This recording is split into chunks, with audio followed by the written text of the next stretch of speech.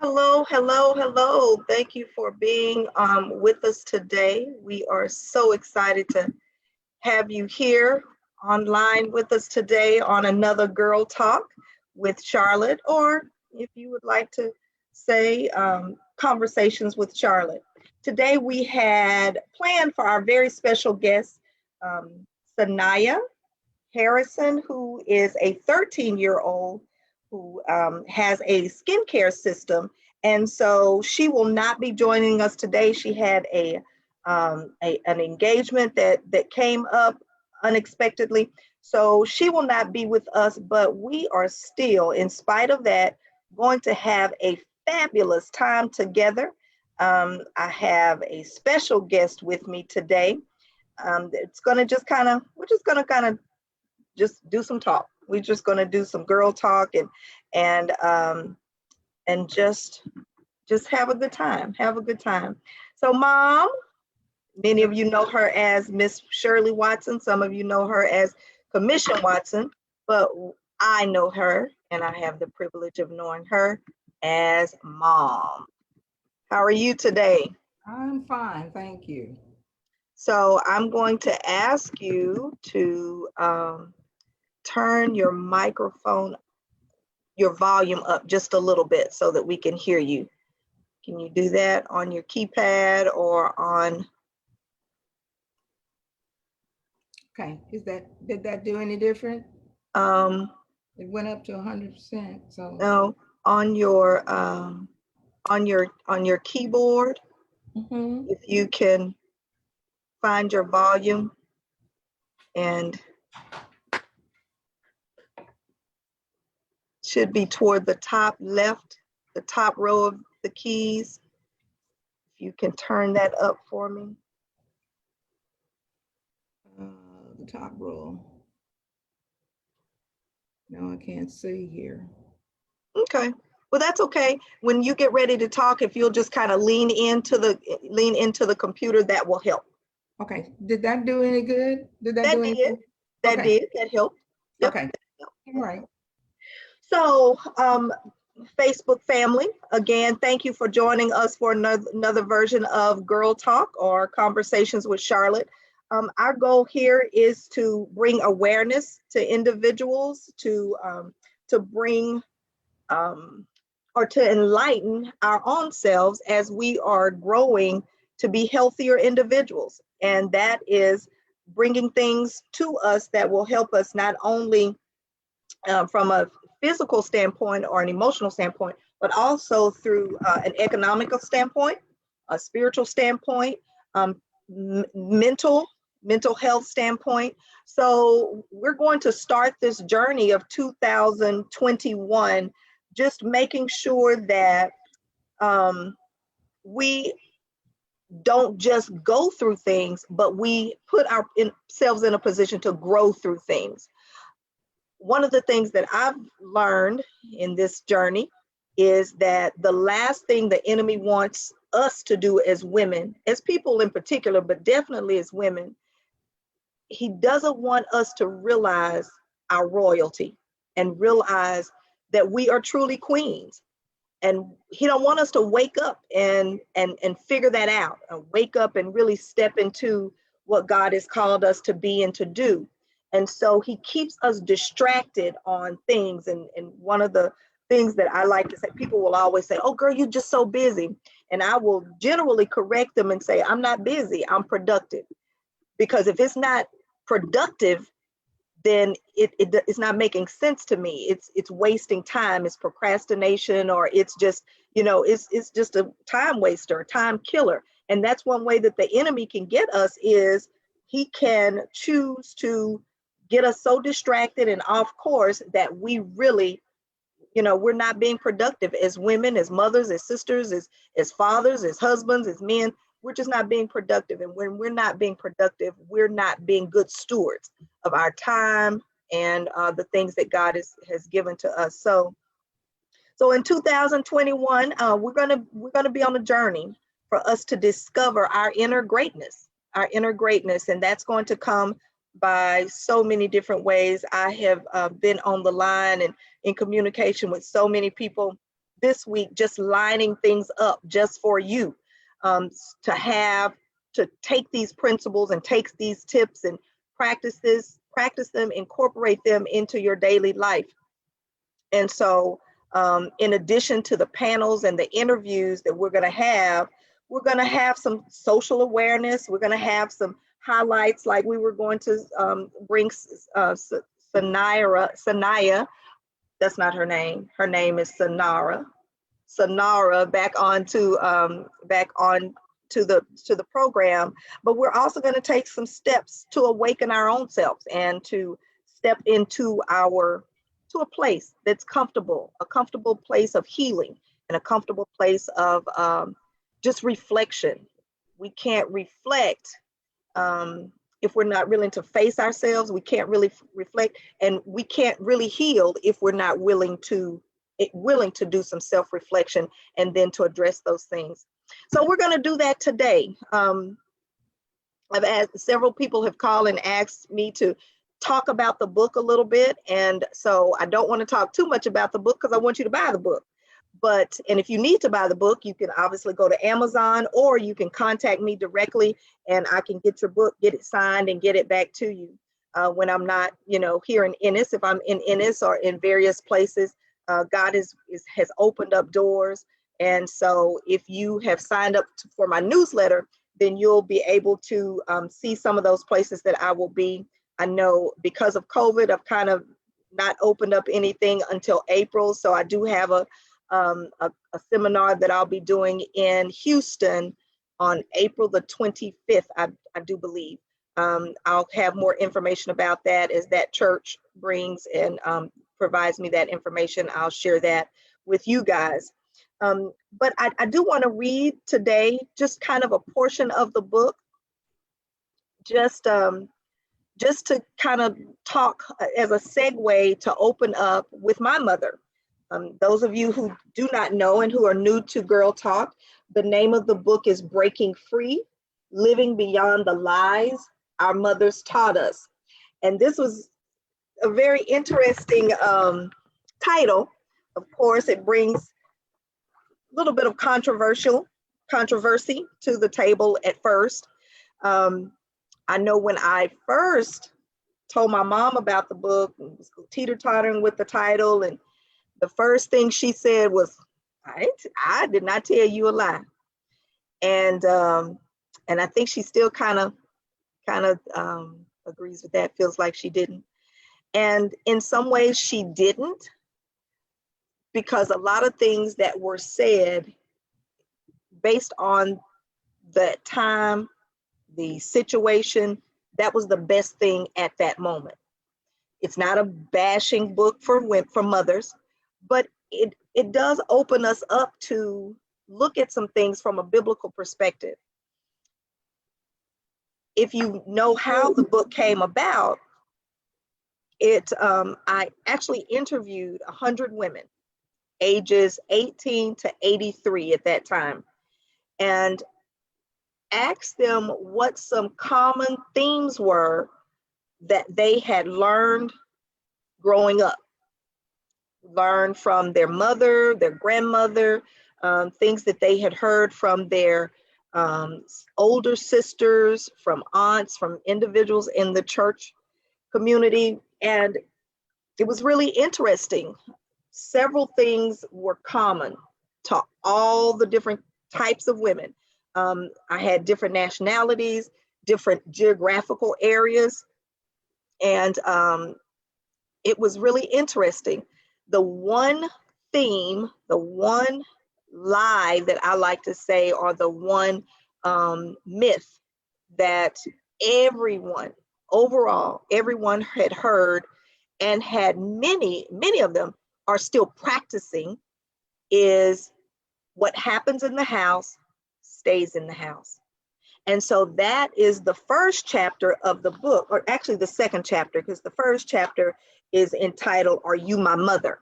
And I want to read a portion of that chapter to you, and then we're going to talk a little bit about it. And then I'm going to talk to my mother about some of her experiences and those individuals who influenced her life and how they influenced her.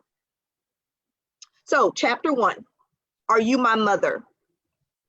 Mother, a parent, a female parent, a woman in authority spiritually.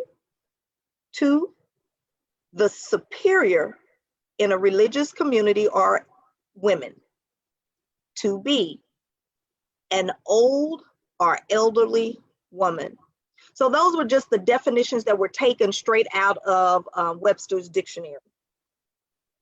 Although this is the technical online definition, we would all agree that mothers come in different forms, and the word mother is used in different ways.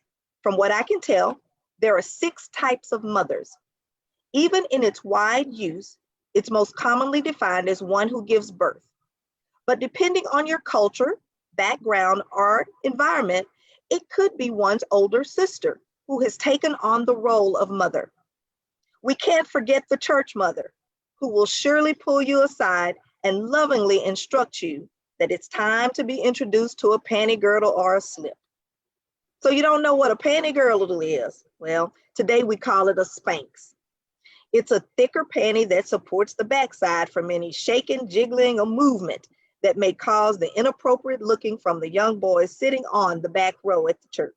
And heaven forbid that one outspoken church mother who repeatedly tells the girls to keep their purses closed and the boys to keep their pencils in their pockets, if you know what I mean. Many ladies have stepmothers. I simply like to refer to them as the mother of a blended family. Then there's a godmother who vows to step up if the mother is absent for any reason.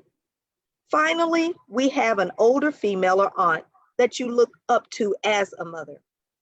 So whatever package your mother came in, girls have learned countless lessons in a variety of ways from these mothers. Now, before I go on any further, let's look at that word learned.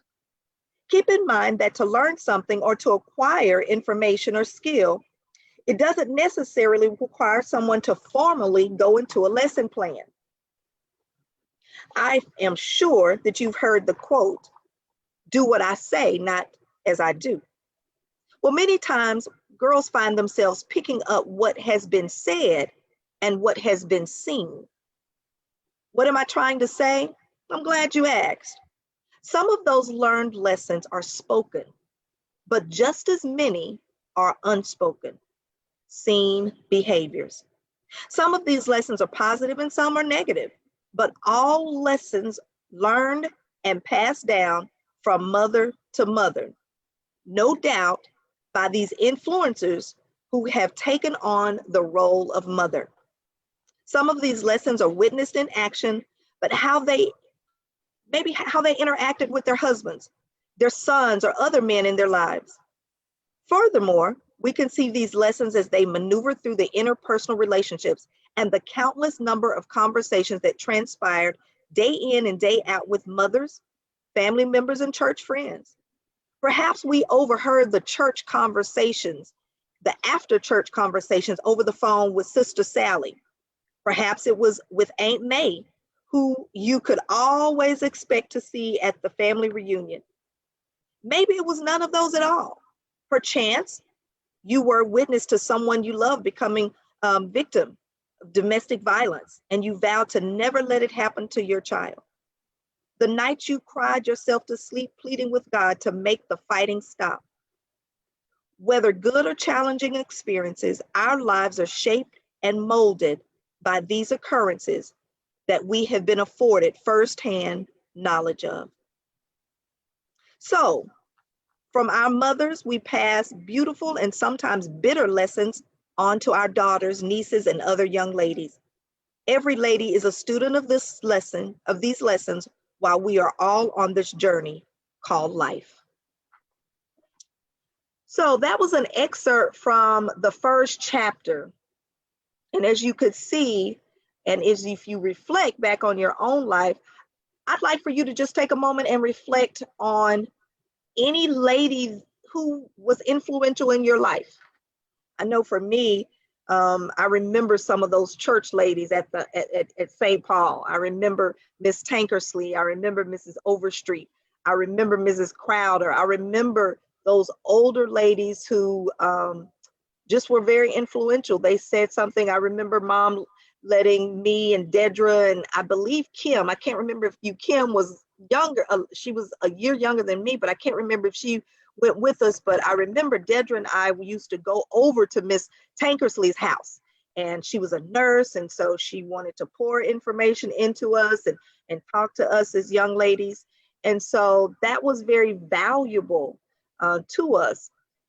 Unfortunately, we also saw some not so nice things in our community with other ladies that also had an impact on what we did.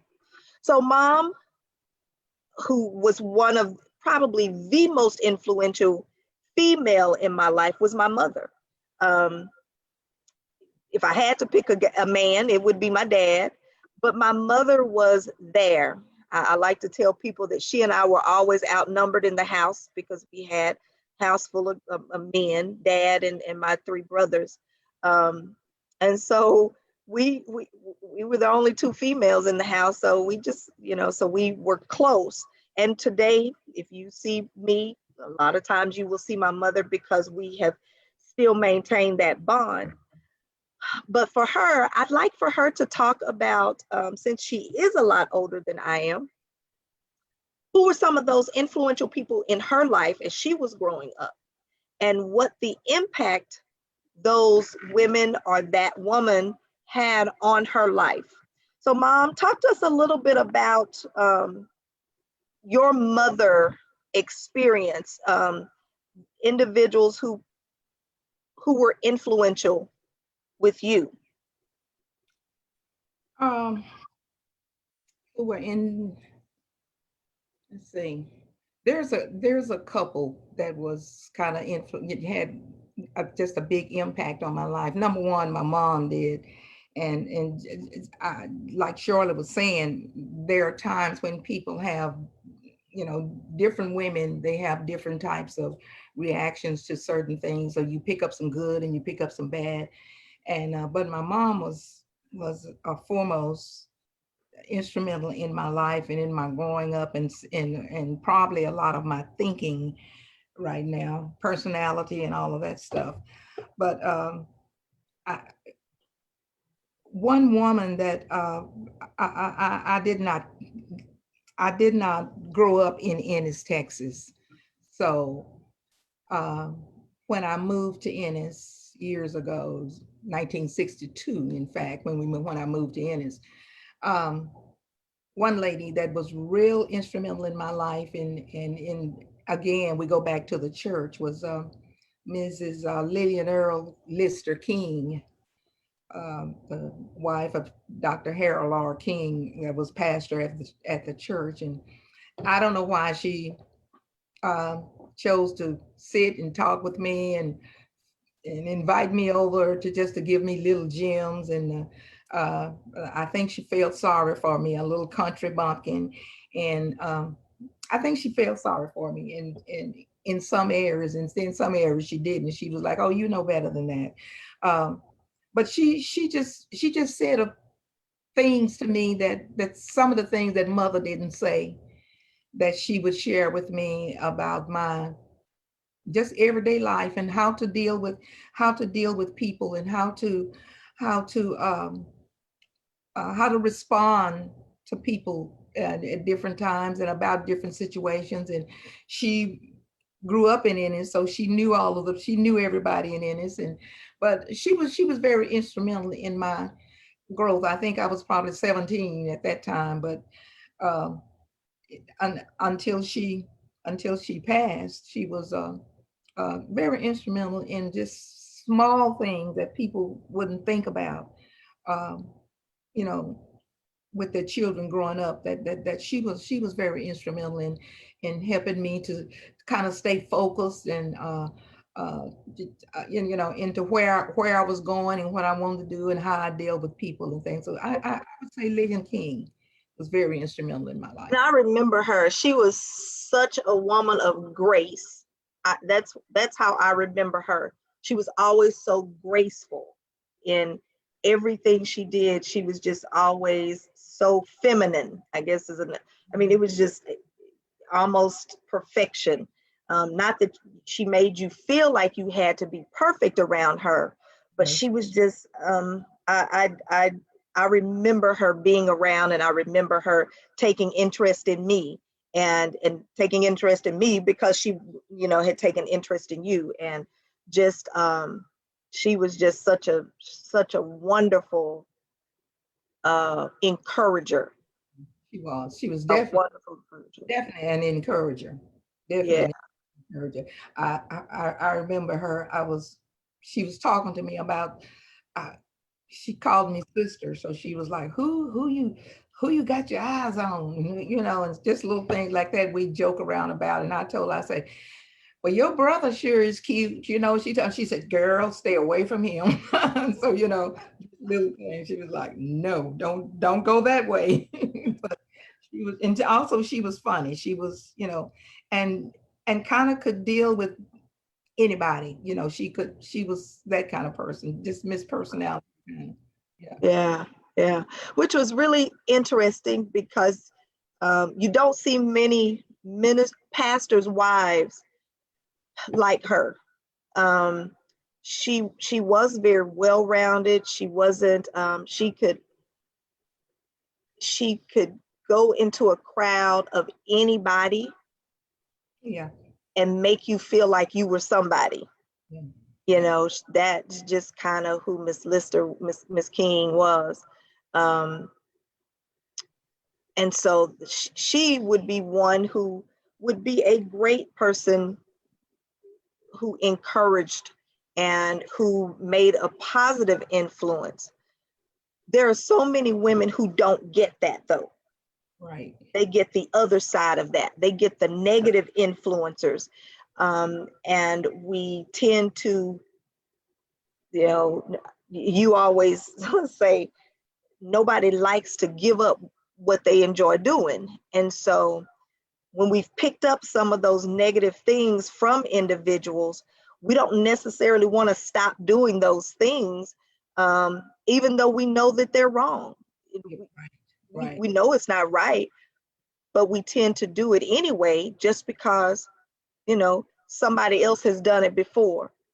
Mhm. And so we have to be careful doing that, because when we do profess to be children of Christ, and we continue to do things that are wrong just because somebody else does it, he still holds us accountable, and more so accountable if we're in ministry and things like that. And so he holds us to a whole different standard. I feel like he holds us to a whole different standard because we've made a commitment to stand on his word. And so we have to be very careful when we talk about the book and some of the things. I'm often, and I use it in the book, one of the stories in the book, I make reference to the husband and wife who were cooking in the kitchen, and the husband saw the wife cut this ham off and throw it in the trash, and he's like, "Why did you do that?" And she's like, "I don't know, that's the way my mom did it." And he said, "Well, why would you you throw a good piece of ham away that could be cooking, and you don't know why you threw it away?" She's like, "No, that's the way my mama showed me how to do it." And so he said, "Well, let's call your mom." And so they called mom and asked her, and she said, "Well, yeah, I taught her to do that, but that's the way my mother taught me how to do it. So I never did question her. I didn't ask her." And so they called grandmother and asked grandmother, why did she cut the ham and throw it away? And lo and behold, grandmother said, "Well, we didn't have a pan big enough to put the ham in. So I had to cut the ham, and either threw it away or we used it some other time. But we live in a time now you can buy a pan as big as you want to. But because we never question why we're doing some of the things that we do, we never take the time to self-reflect. Okay, that may have been great for what mom needed or grandmother or great grandmother needed at that time. Is it really working for me right now? And so can you think of something that maybe you have been told or you've seen, or something that didn't work, maybe even for your marriage or your relationship, but for your life period, that maybe worked for your mom or your grandmother? Um, can you think of something that would resonate with you? Hmm. I'm always the oddball. I like trying different things, and so I I don't like eggs. I don't like cooking with eggs. And so mother would say, you've got to put an egg in that. You have to put an egg in the bread. And so I would try cooking this bread without an egg in it, because I needed to know, if I just didn't want to have to do that. And now I've figured out you cannot cook cornbread without putting the egg in it, because nothing will hold it together.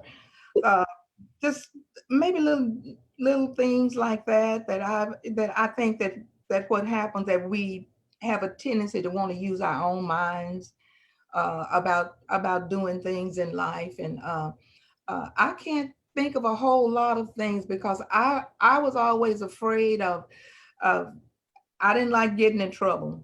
I don't.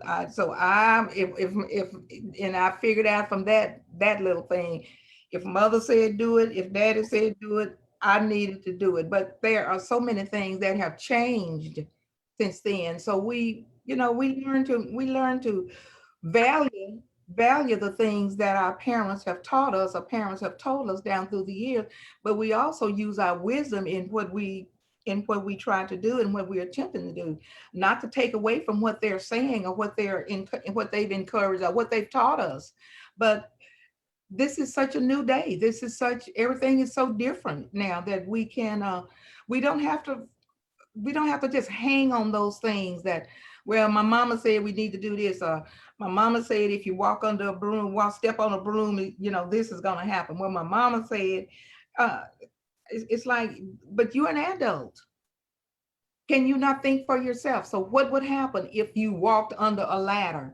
My mama, she wouldn't walk under a ladder. You're not your mother. You know, Right. uh, don't hit my foot with that broom because my mama said, those are the, and there's a scripture that says, put away those old wives' tales and things like that. And wives' tales are simply those things that was taught back then. That maybe you need to put a little sugar on them now and kind of spice them up and kind of try to do some things different from what we were taught. And then not get angry at the younger generations because they don't do it the way we were taught to do it. So we everybody's responsible for their actions, but uh we can move forward Right. without holding ourselves hostage. I tell you what, when I was doing the research for the book, the chapter, which is chapter 2, what happens in the house stays in the house, it was mind-boggling to me, that out of 100 women, whether 18 or whether 83, every single one of them had lived by the principle, what happens in the house stays in the house, because their mother said that. Don't put out dirty laundry out in the yard. But in that, there was such a large percentage of women, and I more like 80, almost 80% of those women, that means 80 women out of 100 had been either molested or abused by an uncle, a stepfather, a grandfather, mom's boyfriends. And one individual came back after reading the book, and we were able to thank the Lord. We were able to get she and her mother in counseling because her dad had abused her. Situation, mom was working on a corporate level job, and so dad was the stay-at-home dad, and so dad was the abuser of the daughter. And mom, we had to put her in counseling because mom felt so guilty. The guilt ate her up that she put her daughter in the hands of a predator that she felt was safe because it was an age. So and then we had another lady who had been married 3 or 4 times, not realizing that it was all related to the abuse that she had had and incurred while she was a child and a teenager. Right. But it all stemmed because of this one statement: what happens in this house stays in this house. Don't you tell nobody. And just to piggyback on that is that it's like saying, um, well, maybe it's like knowing that if you're doing stuff wrong in the house, you don't want it to go out. But if you're not doing anything, because I never had to deal with that. I never had that, never heard that in my house. Never did. Because we Because wasn't doing. you was gonna tell it. Well, yeah, I was going. If it happened, I was going. I tell people now. I am a telltale. I will tell you. You need to do what's right because I will tell on you. But I never heard that. I never heard that. It's kind of like it take a village to raise a child. When you live in the country, you're not a village. There's not a village. There's not a village. There's not houses all around you everywhere. So there are some instances where it does not take a village. It takes a mother and a father to raise children, to raise a family, and not making them feel like it's stuff going on in our house that I can't share outside. Oh, sure, we got into fights and stuff, but who cared that you told somebody, me and him had a fight the other day, blah, blah, blah. But that's a pretty strong statement to say, but stay in this house, and for a child to have to go out feeling that way. But I can't say anything. This is pressed on me. That's not, Because that's it is it and what just in counseling and talking with those women, and now sometimes men. I'm having to deal with men who's reading the book, who's right. saying, this book is helping me deal with my wife who was abused, or who continues to live on what her mother said. Um, and so I'm able to now address those, but the psyche of these women who have had to hold on to the secrets of abuse and never tell anybody, and they're 50 and 60 years old, and who has never told a soul that the neighbor down the street molested them. It is I mean it if you trace some of their steps, all of the courses that they've taken usually point back to those incidents of abuse that they have had to hold on to. So distrust, not trusting people, not being able to stay in a relationship because it's always a thought of, well, I'm gonna get you before you get me. And so those are things that we have to learn how to deal with, or we pass that on to our daughters. And our daughters become bitter and angry, and they don't even know why. Right. And some of it is because when you start to speak about abuse, they think the only type of abuse is sexual abuse. Oh, yeah, And we can be abused in so many areas so rather many different areas. than secular sexual abuse. Uh, Right, Things going on in the house, and and it can have the same effect. If a child watches mother get verbally abused, and well, right, it's the same, it's the same thing. Or absolutely. not necessarily verbal abuse. If you get the abuse of a parent staying away, if a parent don't come in and stay out all night long, and that's a form of abuse. Right, As far as that child is concerned, it's like, what do I do about this? How do I why he didn't come home? And as black people, we're afraid to ask those questions. right. what's going on. Lack of communication is what that entails. But uh, Right. there's too much of that. But we really need to think about that. There are so many different kinds of abuse uh, before we do things in front of our children, because it is abuse. Absolutely. And like you said, we don't really consider it abuse. So we just kind of push it to the back, Yes. and we don't even address it. We Oh, don't even talk about it. We don't address it. We've already, made up in our minds that what happens in the house stays in the house, and we're not supposed to talk about it. But now we suppress our feelings. mhm. And so we won't even allow ourselves to think about it so that we can address it and so that we can get past it. Plus, if you suppress your feelings, that's a form of abuse. Suppression, Absolutely. a form of abuse. It really is. Absolutely. Because after you suppress it so long, it eventually comes depression. That's right. It That's becomes depression. And so, you know, now with everything that's going on, the depression numbers have increased exponentially. I mean, it is just it's crazy that it's how it's crazy because we have to now we're in a position and we have to live with ourselves. we have to live with ourselves. We have to live with ourselves, and during this coronavirus where you're having to even not only live with yourself isolated in your house, you got to live with all of the little yous that you've created. That is certainly abuse. And so you see parents just having the hardest time. Literally, I had a parent March, April, when COVID was just hitting, and it was everybody was just kind of running scared at that point, and everybody was on shutdown, on lockdown. I had a parent bring her child to me and drop her off at my front doorstep, and called me and said, "Ms. Watson, my child is on your doorstep. I can't do it anymore. I'll come back and get her later, but I just can't do it."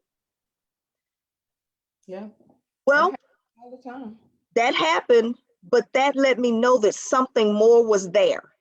Mhm. And so I was eventually able to talk to that parent who was in a state of depression. And so, because she was in a state of depression, she had started involving herself in some other behaviors that weren't healthy for she or the child. And so eventually we were able to talk through those things and kind of get her navigate her to some help. Right. Um, but it's getting worse. Yeah. It's getting worse. So that's one of the topics that we will be talking about and have on Girl Talk is individuals who deal in the mental health arena, because they are seeing such great numbers of individuals just needing some of that mental health support. Right. And we often hear people make light of, "Oh, that girl just crazy," or "that person is just crazy."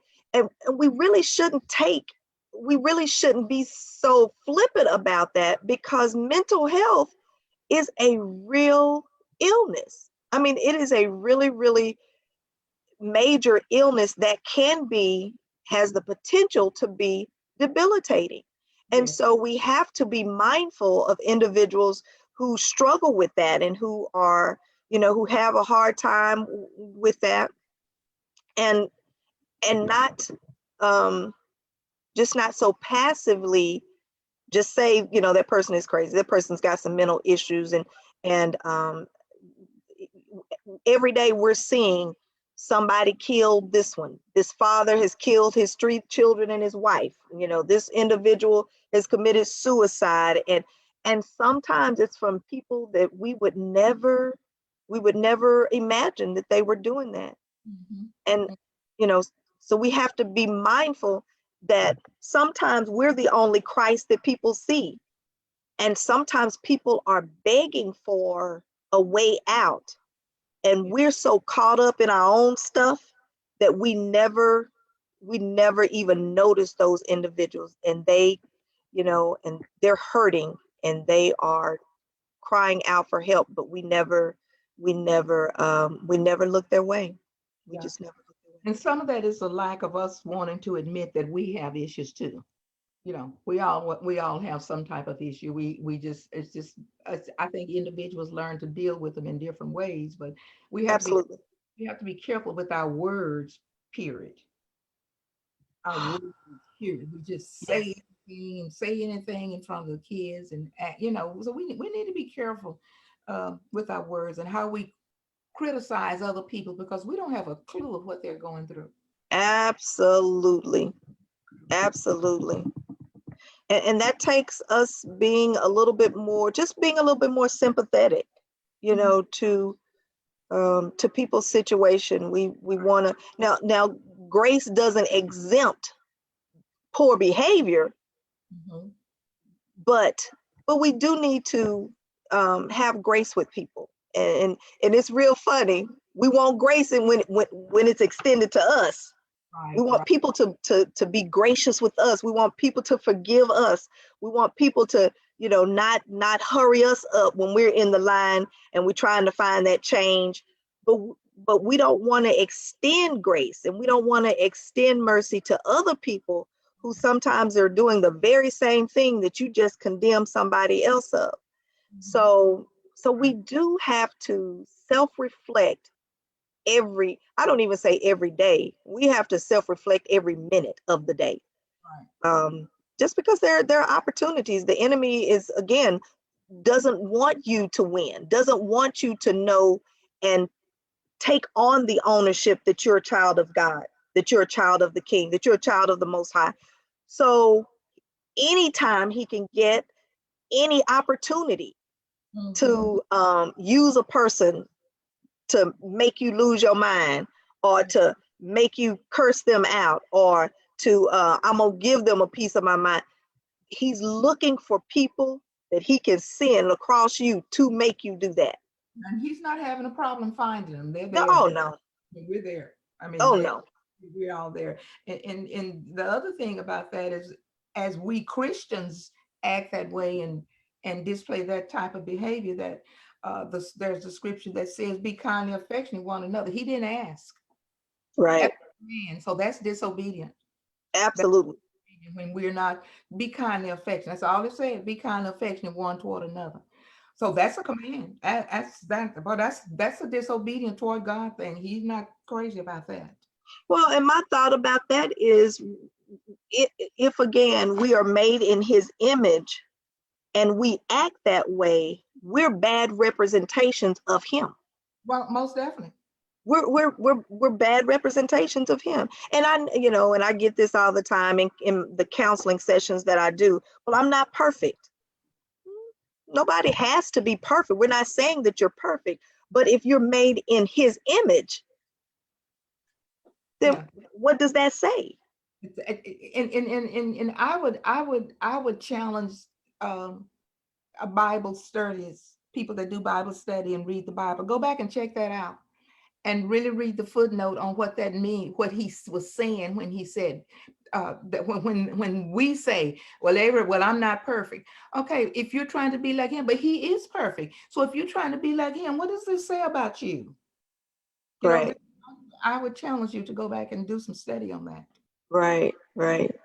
Good, excellent topic. Well, this is Charlotte Watson with Miss Shirley Watson today, just doing some real girl talk, just talking and just kind of um, filling in for Sanara, who is our 13-year-old skincare owner and creator. She had an emergency that came up today, and so my ride or die girl filled in for me once again. And so she is here. We're just discussing the book Breaking Free, Living the Lies That Our Mothers Taught Us. Just kind of breaking some things down in the very first and second chapter. Um, a mother, who is my mother, and what happens in the house stays in the house. I am actively working on getting this book in the hands of Tyler Perry, because I think it needs to be a screenplay. Everybody hears, you know, whether it was said in our house or not. Um, we've heard it. We've heard it. Every nationality, my little Asian friends, Asian ladies who took the survey, they had heard it. I don't know if they've just been Americanized so long, they've heard it, but Culture. That's a culture thing because we talk too much. And so we, that's a culture thing. And you know, sometimes we take it a little bit too far, but it is a culture thing that, you know, what stays in the house because we want to tell everything and want everybody to know. well, we do, unless it's something, if it's about somebody else. Mm-hmm. Yeah, we want to tell it if it's about somebody else. We don't want to necessarily tell our stuff now. Come on now. We can't we can't just put our stuff on blast. I remember my best friend, who was a pastor, you know, I would always encourage him to, you got to have at least one other person, particularly when you're in ministry, to talk to, because everybody doesn't understand your stuff. Everybody doesn't, and they're striving, they're doing, but they're human. And so before they were men and women of God, they were humans. They were just people. And so one of the things that pastoral conference, and when I've done things with the conferences, the pastors conference, they teach, you find you one other pastor that you can be accountable to, and you share that information with them. Don't put your stuff on the front lawn. Put it in the backyard, burn it up, so nobody else knows what you're doing. So we have to be careful. I'm really concerned about some of these pastors and ministers and lay leaders who are, who are doing TV shows and who are on TikTok and some of the social media, and they are putting their stuff out on Front Street. We're living in a day that we've got to be careful. We just need to be careful. God is not pleased with that. And that's not to say that you're not going to have something, you're not going to do something. Everybody should know what you do in your house. But we quick to tell everybody else's stuff. We just don't want to tell, we don't want to tell ours. But we're going to do better, because we're going to chime in to Girl Talk and to Conversations with Charlotte, and we're going to be listening, and we're going to actively participate. We're going to reflect, and we're going to put things into motion for us to be better individuals. So right here next week, the 29th, we will have our men and women in blue that will talk about some of the situations that's going on right now. They've been on before, and we've talked about the racial profiling of our Black and brown boys. And so we're going to bring them back, and we're going to talk about the insurrection that happened a couple of weeks ago. We're going to talk about really some of the stuff that we've said before here. One of the reasons that we're having so much racism and so many of the incidents that's happening in the police force is because you're hiring some of the people who are nationalists. The police forces are hiring some of these individuals, so it makes it very easy for them to shoot someone, because that's what they want to do anyway. This just gives them an opportunity and a license and a badge to do it. And so we're going to talk to not only some of those officers who are actively involved in those situations with their fellow officers, but we're going to talk to a couple of individuals who have organizations now that are in place to help bridge the gap in communities, so that we don't have the police and the city on one side and the citizens on another side, and Black Lives Matter over here and Blue Lives Matter over here. We understand that all lives matter, but all lives are not being killed right now in the middle of the street. And so I heard someone give the best example of this is you have a neighborhood of houses and you have one house that's on fire. Well, all of the houses are important in that neighborhood, every last one of them. But the one that's on fire is the one that needs the water. It's the one that needs attention to it at that particular time. And so that's what the movement of Black Lives Matter is. It's not that all lives don't matter, but because all lives are not the ones who's being affected right now, the ones who are being affected are the ones that need the most attention right now. And so we're praying for those men and women in blue. We're praying for all of those individuals who are have taken part even in the insurrection. We're called to pray for those people. Don't agree with it, don't like it, not even sure if I like those people, but I am responsible to pray for those people and pray for their hearts, pray for the heart of those individuals, because only God can change a person. We can try, but unless that person has a desire to change and God pricks their heart to change, then there is nothing that we can do. And hating them is not the answer. Hating is just like drinking poison and expecting the other person to die. And so right here, we're going to talk about it. We want you to ask questions about it so that we can clear our hearts and clear our minds about things. And then after that, the first of Saturday in February, we will have Braden Carroll, who will be on. Everybody knows Braden we've seen his wonderful work that he's done, and recently done some work for the Ennis Independent School District. Not only their Christmas card that goes out to many, just thousands of people, but also the portraits of their board members. So those will be, we'll talk to Braden. We'll come along and we will be talking to a financial advisor. She will be on, we're going to call it Financial Free Friday. And she'll be on every third Friday, giving us tips about stock markets, investments, bonds, how to get out of debt, how to create healthy credit, how to eliminate credit, no credit versus bad credit. Well, it's whether you believe it or not, having no credit is just as bad as having bad credit. So making sure that we as a just generation of people, we have the knowledge and the information to talk about that. So send your questions in to me beforehand. If you have those questions that you'd like to ask, I can make sure that they get into her hand and we discuss those things. Charlotte M. Watson .com is the website, or you can email those questions to cmwatt3@gmail.com. That's cmwat3@gmail.com, and we'll make sure we get those questions asked.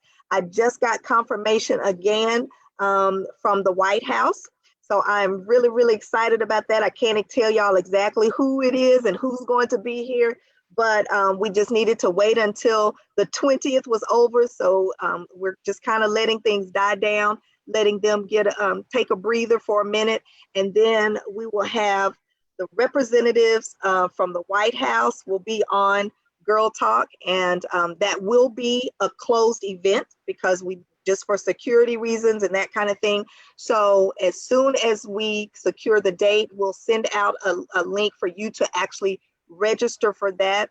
That will be a paid event, again, because we just need to make sure that people are not getting on just to be getting on, that we want to make sure that people who really want to see the benefit of being on, being able to talk to those individuals, ask questions, and just really have some private time with them. So just be on the lookout for that. And then we'll bring back Miss Sanara with her skincare system. We also have Lacey Cooking with Lacey. She'll be on in the next couple of Fridays. So we have a wonderful lineup for you guys. So come back right here, Girl Talk with Charlotte, 7 o'clock Friday. See you later. Love you. Peace out.